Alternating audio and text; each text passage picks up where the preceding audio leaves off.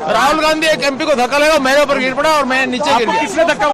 हमने श्रीमान राहुल गांधी जी के खिलाफ दिल्ली पुलिस में शिकायत दर्ज कराई है। राहुल गांधी ने भारतीय जनता पार्टी के 2 एमपी प्रताप सिंह सारंगी जी और मुकेश राजपूत जी को बहुत बुरी तरह घायल कराया। तो बाबा साहब अम्बेडकर के खिलाफ इनके वक्तव्य थे, उसका जन आंदोलन जो बन चुका है, उसको काउंटर करने के लिए आज ये सब इन्होंने नाटक नौटंकी की है। नमस्कार। सत्ता को लेकर एक पुरानी कहावत है, राजा बोला रात है, मंत्री बोला रात है, संतरी बोला रात है, सुबह सुबह की बात है। संसद में कुछ ऐसा ही हुआ 19 दिसंबर को। राहुल गांधी ने ही धक्का मुक्की की, लेकिन देखा नहीं किसी ने भी।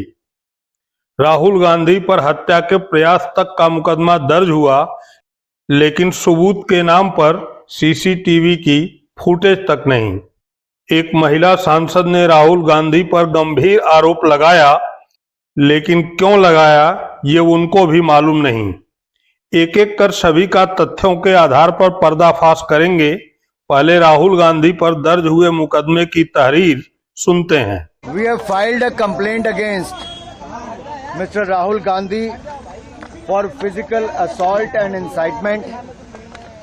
हमने श्रीमान राहुल गांधी जी के खिलाफ दिल्ली पुलिस में शिकायत दर्ज कराई है। उनके द्वारा शारीरिक हमला और उकसाने के लिए हमने सेक्शन 109, 115, सेक्शन 117, सेक्शन 125, सेक्शन 131 और सेक्शन 351 के अंतर्गत उनके खिलाफ कंप्लेंट दर्ज करवाई है। और अगर मैं आपको कहूं तो सेक्शन 109 अटेम्प्ट टू मर्डर है, section 109 is attempt to murder, section 109 is voluntarily causing hurt, section 117 is voluntarily causing grievous hurt, section 125 act of endangering life और personal safety of others, section 121 use of criminal force and section 351 criminal intimidation. इसको लेकर जब हमने इन धाराओं के अंतर्गत ये complaint दर्ज कराई है, तो सीधे तौर पर ये दिखाता है कि राहुल गांधी जी ने एक सोची समझी तरीके से जो रास्ता तय किया गया था उस पर नहीं गए, दल बल का प्रयोग किया, अपने साथी सांसदों को उकसाया और जिसके कारण गंभीर चोटें 2 सांसदों को लगी है। तहरीर के समर्थन में दिए गए तर्क को भी सुन लेते हैं। आज पार्लियामेंट का मुख्य द्वार में बीजेपी एनडीए एमपीज का प्रदर्शन चल रहा था। जिस जगह कांग्रेस और बाकी साथी दल हर रोज खड़ा करते हैं और वहां प्रदर्शन करते हैं, आज बीजेपी एमपीज अपने एनडीए सहयोग के साथ वहां खड़े कर रहे थे। तो राहुल गांधी और उनके एमपीज जबरदस्ती घुस करके अपना शारीरिक प्रदर्शन जो किया है, ये बहुत गलत हो गया है। पार्लियामेंट अपना शारीरिक ताकत दिखाने का कोई ये प्लेटफॉर्म नहीं है, ये कोई कुश्ती का अखाड़ा नहीं है। राहुल गांधी ने भारतीय जनता पार्टी के 2 एमपीज प्रताप सिंह सारंगी जी और मुकेश राजपूत जी को बहुत बुरी तरह घायल कराया।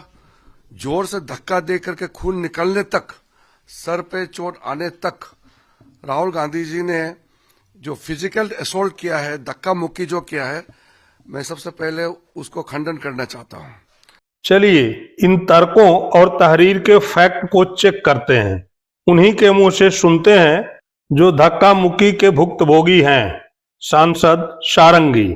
राहुल गांधी एक एमपी को धक्का लगा, मेरे ऊपर गिर पड़ा और मैं नीचे गिर गया। किसने धक्का? और मैं खड़ा हुआ था और राहुल गांधी ने आकर के एक एमपी को धक्का लगाया, वो मेरे ऊपर गिर पड़ा और मैं। कहाँ चोट लगी सर आपको? कहाँ?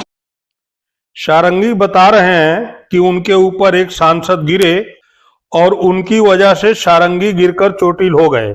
अब सारंगी के ऊपर गिरने वाले सांसद को भी सुन लेते हैं। सांसद हैं मुकेश राजपूत। तो हम लोग खड़े तो पीछे साइड करके ऐसे पीछे सर के बल। तो राहुल गांधी का धक्का लगा आप लोगों को या किसी और सहयोगी सांसद वगैरह जो थे? राहुल ही गांधी आगे थी, और पीछे से धक्का आ रहा था, राहुल गांधी आगे। मुकेश राजपूत बता रहे हैं कि राहुल गांधी आगे थे और उन्हें पीछे से धक्का लगा, जिसके कारण नेता प्रतिपक्ष राहुल गांधी से मुकेश राजपूत को जोर का धक्का लगा और वे सारंगी के ऊपर गिर गए और दोनों चोटिल हो गए। दोनों में से किसी ने भी अपनी तुरंत अर्थात पहली प्रतिक्रिया में ये नहीं कहा है कि राहुल गांधी ने उन्हें धक्का दिया। सारंगी को मुकेश वर्मा से, मुकेश वर्मा को राहुल गांधी से और राहुल गांधी को किसी और से धक्का लगा। राहुल ने धक्का नहीं दिया, बल्कि राहुल को ही धक्का लगा। किससे, ये किसी ने नहीं देखा। सीसीटीवी कैमरे ने देखा होगा, चप्पे चप्पे पर है, लेकिन कैमरे की रिकॉर्डिंग सरकार के पास है और सरकार मौन है। तब भी जबकि उसने धक्के मुक्की को हत्या के प्रयास में दर्ज कराया है। सीसीटीवी की रिकॉर्डिंग सरकार सार्वजनिक क्यों नहीं कर रही है, इस प्रश्न के उत्तर में राहुल गांधी के खिलाफ चल रहे एक गंभीर षड्यंत्र की बू आती है। पूरे संसद में सीसीटीवी कैमरे का जाल बिछा हुआ है, चप्पे चप्पे पर सीसीटीवी कैमरा है। एक परिंदा नहीं फड़क सकता, पंख नहीं मार सकता सीसीटीवी कैमरा में कैप्चर हुए बगैर, और उसके बावजूद बीजेपी झूठ का किला गढ़ रही है। चलो खुली चुनौती है, राहुल गांधी जी का धक्का देते हुए वीडियो सीसीटीवी कैमरा में जो कैप्चर हुआ उसको रिलीज कर दो, दूध का दूध और पानी का पानी हो जाएगा। लेकिन ऐसा बीजेपी नहीं कर सकती है। इसलिए नहीं कर सकती है क्योंकि बीजेपी ना यहां पर सीसीटीवी कैमरा फुटेज दिखाएगी और ना राज्यसभा में सीसीटीवी कैमरा फुटेज दिखाएगी। इनको सिर्फ मनगढ़ंत मनोहर कहानियां रचनी है। लेकिन एक बात याद रखना, कितना भी झूठ बोल लो, सांच को आंच नहीं। राहुल गांधी पर एक और आरोप लगा है। ये गंभीर आरोप नागालैंड से राज्यसभा की सदस्य फांगनोन कोन्याक ने लगाया है। प्रोटेस्ट कर रहा था तो leader of opposition Shri Rahul Gandhi ji बहुत क्लोज प्रॉक्सिमिटी में आके I also did not feel comfortable, अच्छा नहीं लगा। फिर वो ही स्टार्टेड शाउटिंग। ये ऐसे नहीं होते, क्योंकि हम लोग प्रोटेस्ट जब करते साइड में कॉर्डन ऑफ करके इस सिक्योरिटी पर्सनल से वो जाने के लिए जगह बनाया था, तो हम लोग वहाँ प्रोटेस्ट कर रहा था। वो आके बहुत क्लोज प्रॉक्सिमिटी में वो ऐसे थ्रेटनिंग पोज में। कोन्याक के पास न तो कोई गवाह है और न ही किसी तरह का सबूत। इन्हें धक्का भी नहीं लगा। कोन्याक ने राहुल गांधी को देखकर ही समझ लिया कि राहुल गांधी के अंदर क्या चल रहा है। राहुल की बगैर किसी हरकत और टिप्पणी के कोन्याक को लग गया कि राहुल गांधी की नीयत ठीक नहीं है। सवाल यह है कि ये कौन तय करेगा, कैसे तय करेगा कि प्रोटेस्ट के समय दो व्यक्तियों के बीच की दूरी कितनी होनी चाहिए। फिर भी अगर राहुल गांधी ने गलत किया है तो उसकी फुटेज कहाँ है। संसद में तो चप्पे चप्पे पर कैमरा लगा है, कैमरा सरकार के पास है। अब पूरे घटनाक्रम के चश्मदीद निर्दलीय सांसद पप्पू यादव को सुनते हैं। राहुल गांधी जी भीतर में थे, मैं बुला के लाया राहुल गांधी जी को। अरे सारा सीसीटीवी फुटेज है, जांच कर लो।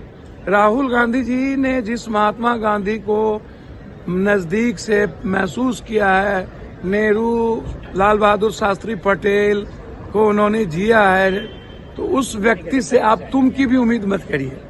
वो तो सीधा कह रहे थे कि छोड़ दो बीच से, इन लोगों को हंगामा करने दो, बगल से निकल जाओ। वो तो प्रियंका गांधी जी से बहस करने लगे और धक्का मुक्की करने लगे, तब जाकर के वहां पर वो भी बीजेपी के जैन सांसद इस तरह का व्यवहार कर रहे थे। बीजेपी के सांसद, आज तक मैं 7 बार संसदीय जीवन में हूँ, यूनिवर्सिटी अध्यक्ष, आज तक मैंने इस तरह के माहौल लाइफ में मैंने नहीं देखा कि सत्ता पक्ष मारने पर उतारू हो जाए और गाली गलौज लगातार कर रहा हूँ। प्रताप सारंगी जो कह रहे हैं कि राहुल गांधी, या प्रताप सारंगी जी का आप सीसीटीवी फुटेज निकालो, वहां पर है राहुल गांधी जी, एलओसी भीतर में है। राहुल गांधी जी तो खड़े तक नहीं हुए, चुपचाप साथ बगल से निकल गए।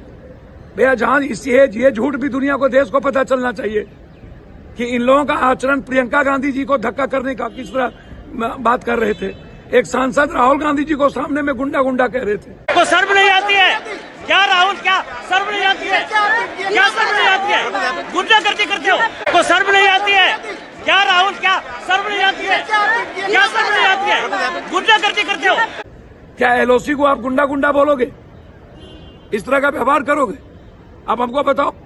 राहुल गांधी भीतर में है, उनको पता भी नहीं है। बाद में पता चला उनको कि सांसद के साथ धक्का मुक्की किया जा रहा है, प्रियंका जी बैठ गई हैं, तब वो अब भीतर आए और वो सबको उठा के ले गए, बोले चलो साइड से, हम लोग को बैठना नहीं है, इनको झगड़ने दो। अब सवाल ये उठता है कि क्या सरकार से सीधे तौर पर लड़ने वाले एकमात्र राष्ट्रीय चेहरा राहुल गांधी को रास्ते से हटाने का कोई षड्यंत्र रचा जा रहा है, ताकि अदाड़ी और आम्बेडकर के अपमान जैसे मुद्दे पर जवाब देने की नौबत ही न आए। अगर ऐसा नहीं है तो बगैर गवाह और जांच के धक्का मुक्की का एक मामला हत्या के प्रयास में क्यों दर्ज हुआ? सबूत के तौर पर सीसीटीवी कैमरे की फुटेज सामने क्यों नहीं आ रही है? राहुल गांधी जी के चरित्र हनन और राहुल गांधी जी पर हमले की साजिश भारतीय जनता पार्टी ने सदन के अंदर शुरू कर दी है, ऐसा हमारा आरोप है। भारतीय जनता पार्टी के सांसद अभिजीत गांगुली, जो हाईकोर्ट के जज भी रहे, विवादास्पद रहे, आपके सामने है, उन्होंने 16 तारीख को सदन में राहुल गांधी जी की पोशाक के ऊपर, राहुल गांधी जी के बाइसेप्स ट्राइसेप्स के ऊपर जिस तरीके से उंगलियां उठाई और कहा कि वो जाड़े में भी टी शर्ट पहन के बाइसेप्स ट्राइसेप्स दिखा रहे हैं, वहीं से भारतीय जनता पार्टी की कुंठित और आपराधिक मानसिकता का पर्दाफाश हो गया था, जिसका अंत आज भारतीय जनता पार्टी ने उनको सदन में गेट में जाने से रोककर धक्का मुक्की करके, उनके बाइसेप्स ट्राइसेप्स को चैलेंज करके, उनको धक्का दे करके, उनको सदन में न जाने दे करके प्रमाणित कर दिया। भारतीय जनता पार्टी के लोग अब श्री अमित शाह जी द्वारा की गई ओछी निर्लज्ज टिप्पणी से ध्यान हट जाए, इसके लिए श्री राहुल गांधी जी के ऊपर फिजिकली भी हमलावर हैं, मेंटली भी हमलावर हैं और बयानबाजी के रूप में भी हमलावर हैं। राहुल गांधी जी को खतरा संसद के बाहर भी और राहुल गांधी जी को खतरा संसद के अंदर भी है। राहुल गांधी जी गांधी हैं, अहिंसक हैं, लेकिन निडर भी हैं। अहिंसक आदमी ही निडर हो सकता है। श्री राहुल गांधी जी के ऊपर जिस तरीके से कुत्सित, नीच, निर्लज्ज आरोप लगाए जा रहे हैं, वो अपने आप में बेहद निंदनीय है।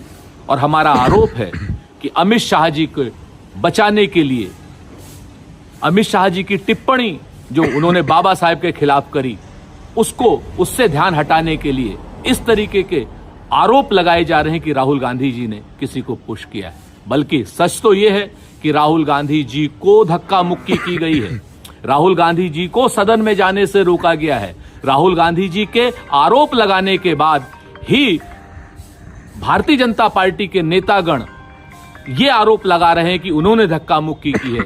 अगर राहुल गांधी जी ने धक्का मुक्की की होती तो पहले ही आरोप क्यों नहीं? जब राहुल गांधी जी ने धक्का मुक्की की घटना माननीय सारे क्या नाम मीडिया को बताई, उसके बाद ही भारतीय जनता पार्टी वाले राहुल गांधी जी के ऊपर आरोप क्यों लगा रहे हैं? स्पष्ट है कि भारतीय जनता पार्टी के लोग हताश हैं, निराश हैं, राहुल गांधी जी से डरे हुए हैं, राहुल गांधी जी की अहिंसा की नीति से डरे हुए हैं, संविधान बचाने की नीति से डरे हुए हैं और बाबा साहेब का जो अपमान भारतीय जनता पार्टी के नेता श्री अमित शाह जी ने किया है, उससे ध्यान हटाने के लिए इस तरीके की नीचता भरे आरोप श्री राहुल गांधी जी के ऊपर लगा रहे हैं। देश सब जानता है, संसद सब जानती है, संसद के जो कैमरे लगे हुए हैं उससे बिल्कुल चेक किया जाए ताकि दूध का दूध, पानी का पानी हो जाए और भारतीय जनता पार्टी के जो ये नीचता भरे आरोप हैं इनका स्पष्ट रूप से खंडन हो।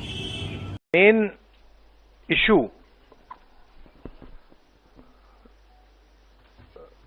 शुरुआत हुई पार्लियामेंट से कुछ दिन पहले, अदानी जी का वो यूएस में केस आया और पूरे टाइम बीजेपी ने उस पर डिस्कशन रोकने की कोशिश की और बीजेपी की बेसिक स्ट्रैटेजी थी कि ये अदानी का जो मामला है इसकी कोई चर्चा ना हो, इसका कोई डिस्कशन ना हो, ये दब जाए। और शुरुआत में इन्होंने ये फुल टाइम इनका काम था, कभी कुछ डिस्ट्रैक्शन करते हैं, कभी कुछ डिस्ट्रैक्शन करते हैं।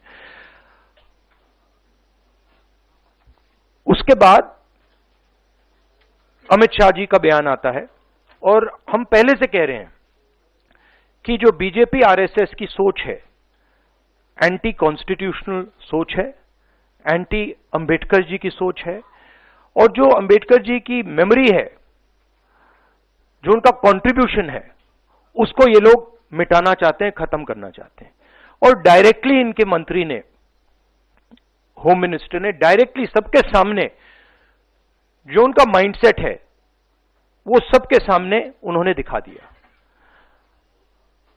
हमने कहा कि अपॉलॉजी होनी चाहिए और उनको रिजाइन करना चाहिए, नहीं किया। और आज फिर से इन्होंने एक नया डिस्ट्रैक्शन शुरू किया है। हम अंबेडकर जी की स्टैचू से सारे एमपी शांति से पार्लियामेंट हाउस जा रहे थे। पार्लियामेंट हाउस के सीढ़ियों पे बीजेपी के एमपी लकड़ियां लिए हमारे सामने खड़े होते हैं, हमें अंदर नहीं जाने देते हैं, और उसके बाद अब ये थोड़ा सा अपना फिर से डिस्ट्रैक्शन करने की कोशिश कर रहे हैं। रियलिटी ये है, इन्होंने अंबेडकर जी का अपमान किया है, उसकी अपॉलॉजी होनी चाहिए और रिजाइन करना चाहिए होम मिनिस्टर को। और जो मेन मुद्दा है जिसको ये मिटाना चाह रहे हैं, घुमाना चाह रहे हैं, मेन मुद्दा है कि नरेंद्र मोदी जी के मित्र अदानी जी के खिलाफ यूनाइटेड स्टेट्स में केस है, उनको वहां इंडाइट किया गया है, और अदानी जी को नरेंद्र मोदी जी हिंदुस्तान बेच रहे हैं। यह मेन मुद्दा है और इसकी डिस्कशन ये लोग नहीं चाहते हैं।